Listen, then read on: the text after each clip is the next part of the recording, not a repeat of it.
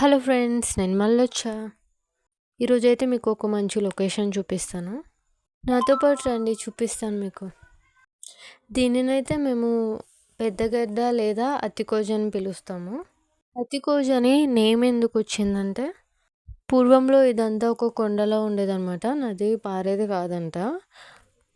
అప్పట్లో ఏనుగులు ఇలాగే నడిచాయంట. సో దానివల్ల అవి నడవడం వల్ల దాని అచ్చులైతే ఆ రాళ్ళలో పడ్డాయి. ఆ అచ్చులు రావడం వల్ల దీనిని హతికోజ అని పిలుస్తారనమాట. లొకేషన్ అయితే చాలా బాగుంటుందండి. చూడండి, అవి కనిపిస్తున్నాయి కదా రౌండ్ రౌండ్గా, వాటిల్ని ఏనుగచ్చులని పిలుస్తారు. ఇవి చిన్న సైజు నుంచి పెద్ద సైజు వరకు ఉంటాయి. కొన్ని అయితే చాలా లోతుగా ఉంటాయి. చూడండి, కనిపిస్తున్నాయి కదా, ఇవంతా ఏనుగచ్చులు అనమాట. గడ్డ మొత్తం ఇలాంటి అచ్చులతోనే నిండి ఉంటాయి. ఈ గడ్డ అయితే జోలపుట్లో ఒక రిజర్వే ఉంది. అక్కడ నుంచి వాటర్ అనేది వస్తుంది ఇక్కడ నదిలాగా. ఇక్కడ లొకేషన్ అయితే సూపర్గా ఉంటుందండి. ఫోటో షూట్ కానీ వీడియో షూట్స్కి కానీ చాలా బాగుంటుంది. ఇక్కడ ఫ్రెండ్స్తో కానీ ఫ్యామిలీస్తో కానీ ఆడుకుంటూ ఎంజాయ్ చేయడానికి చాలా బాగుంటుంది. ఈ సమ్మర్లో అయితే ఎండలు బాగా మండిపోతున్నాయి కాబట్టి ఇక్కడ చల్లగా ఆడుకోవడానికి అయితే చాలా బాగుంటుంది. మీకు ఎప్పుడైనా ఇలా వీలైనప్పుడు మా ఊరు వైపు వచ్చి ఇవన్నీ విజిట్ చేయండి, చాలా బాగుంటుంది. ఇక్కడ రీల్స్ కూడా చేసుకోవచ్చండి. మాకైతే ఫుల్గా సిగ్నల్ ఉంటుంది.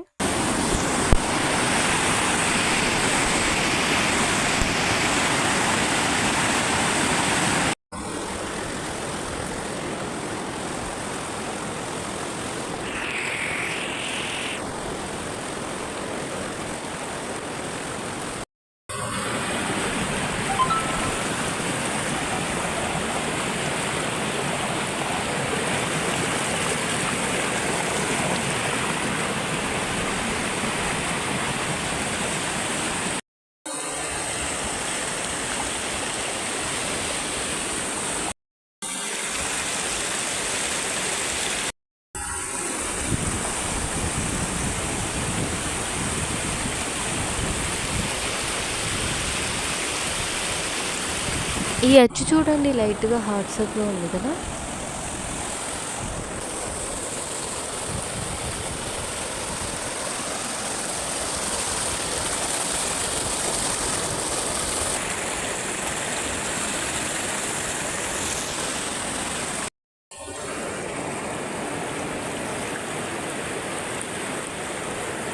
ఎంతండి పని అని ఎప్పుడు బిజీగా ఉంటారు. అప్పుడప్పుడు ఇలా బయటికి రండి, నేచర్తో కూడా ఎంజాయ్ చేయండి. మైండ్ కూడా రిలీఫ్గా ఉంటుంది, కొంచెం లైఫ్లో కూడా చేంజ్ అనేది ఉంటుంది. ఇలా చూడండి ఒకసారి, వాటర్ అయితే ఎంత ప్యూర్గా ఉందో, ఎంత క్లీన్గా.